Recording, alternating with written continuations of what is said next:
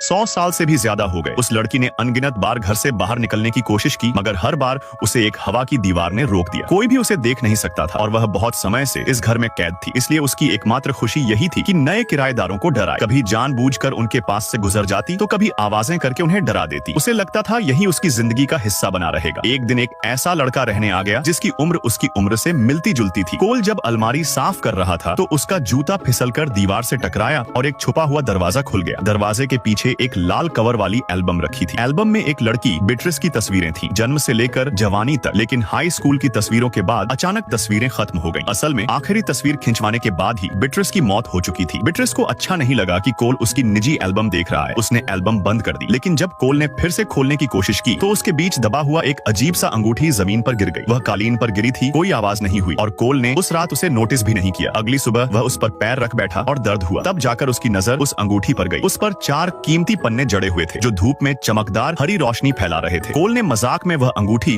अपनी उंगली में पहन ली और अगले ही पल बिट्रिस उसके पीछे खड़ी नजर आई। उसे समझ आ गया कि जब भी अंगूठी पहनी जाती है बिट्रिस को देखा जा सकता है। यह पक्का करके कोल ने डर के मारे अंगूठी उतारकर फेंक दी। उसने फिर से तस्वीरों की एल्बम खोली और देखा कि भूत वही है जो तस्वीरों में थी। तभी फर्श पर पड़ी अंगूठी हवा में तैरने लगी और वहीं रुक गई। कोल ने अंगूठी उठाकर फिर पहन ली। 100 साल बाद कोई इंसान बिट्रिस को देख पा रहा था। बिट्रिस विनती करते हुए बोली कि कोल अंगूठी मत उतारे। कोल भी थोड़ा सहमा हुआ था, मगर लंबे समय तक सोचने के बाद उसने उससे उसके अतीत के बारे में पूछा। बिट्रिस ने बताया कि कई साल पहले वह म्यूजियम से यह अंगूठी उठा लाई थी। बाहर निकलते ही सड़क पर उसका एक्सीडेंट हुआ और उसकी मौत हो गई। लेकिन अगले ही पल उसने खुद को अपने कमरे में पाया। उसी दिन से वह इस घर में कैद हो गई, कभी भी बाहर नहीं जा सकी। बिट्रिस चाहती कि कोल से बातें करती रहे, मगर कोल ने कहा वह भूत से दोस्ती नहीं करना चाहता। उसने कहा चलो एक दूसरे को अनदेखा मानते हैं। बिट्रिस ने मान लिया। जब कोल पढ़ाई करता तो वह जानबूझकर आवाजें करके उसे परेशान करती। धीरे धीरे दोनों की बातचीत में पता चला कि दोनों को संगीत पसंद है। बिट्रिस का जन्म एक संगीत परिवार में हुआ था और उसने बचपन संगीत विद्यालय में ही बिताया। वहीं कोल बचपन से गिटार बजाता था और कोई भी धुन निकाल सकता था। लेकिन पिता की मौत के बाद उसने गिटार बजाना छोड़ दिया था। कोल ने कहा कि वह शोर मचाना बंद करे। बिट्रिस ने हामी भरी, लेकिन खाने के वक्त उसने फिर शरारत की। उसने कोल की माँ के सामने भी मजाक कर दिया, जिससे कोल घबरा गया और तुरंत कोई बहाना बना दिया। रात को कोल फिर कमरे में लौटा और अंगूठी पहनकर बिट्रिस से समझौता किया। उसने कहा मैं अंगूठी पहने रखूंगा, मगर शर्त यह है कि तुम माँ को कभी तंग मत करना। हाल ही में उसने बहुत कुछ सहा है, मैं नहीं चाहता उसे और दर्द। बिट्रिस खुश हुई और तुरंत मान गई। लेकिन जब कोल ने मजाक में उसे 100 साल पुराना भूत कहा तो उसे अजीब लगा। पूछताछ पर कोल ने बताया कि उसकी मौत को 100 साल से भी ज्यादा हो चुके हैं। बिट्रिस को लगा था कि बस 20-30 साल ही गुजरे हैं। उसे हैरानी हुई कि पूरी 1 सदी बीत चुकी है। वह जानना चाहती थी इस 100 साल में दुनिया में क्या बदल गया। तभी उसने गलती से हाथ खिड़की से बाहर निकाल दिया और हैरानी की बात यह कि वह अदृश्य दीवार जो उसे रोकती थी अब गायब हो चुकी थी। बिट्रिस खुशी से झूम उठी और कोल से गुजारिश की कि वह उसे बाहर की दुनिया दिखा।